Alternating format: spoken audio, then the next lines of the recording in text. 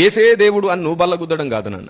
ఏసు ఎందుకు దేవుడో ఎదుటి వ్యక్తికి అర్థమయ్యేటట్లు చెప్పాలి. అదే సువార్త. యేసు దేవుడని గట్టి గట్టిగా అరవడంలో ఏమి సాధించలేం మనం. యేసును గూర్చిన జ్ఞానం ప్రజలకు అర్థమయ్యేటట్లు చెప్పడంలోనే మనం ఏదైనా సాధించగలుగుతాం. అలా వారు అర్థం చేసుకోవాలంటే ముందు వారికి తెలియాలి మనం వారిని ప్రేమిస్తున్నాము అని. వారి నమ్మకాలను, వారి విశ్వాసాలను, వారి ఉద్దేశాలను, వారి సాంప్రదాయాలను మనం నచ్చినట్టు మాట్లాడేసి మేము మిమ్మల్ని ప్రేమిస్తున్నామంటే ఎలా కుదురుతుంది? పౌలు భక్తుడు ఉన్నతమైన సంస్కారవంతుడు.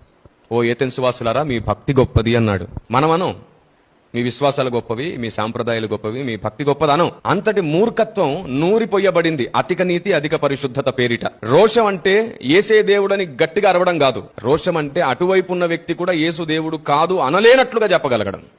అది కదా సువార్త. అటువైపు ఉన్న వ్యక్తికి మొదట రెచ్చగొట్టి వారిని ఆవేశపరిచి ఏసే దేవుడని ఎన్ని డమక బజాయించినా వినే వాళ్ళందరికీ కూడా అక్కడేదో ఇద్దరు ఆడుతున్న నాటకంలాగే ఉంటది. అది సువార్త కాదు కాదు కాదు.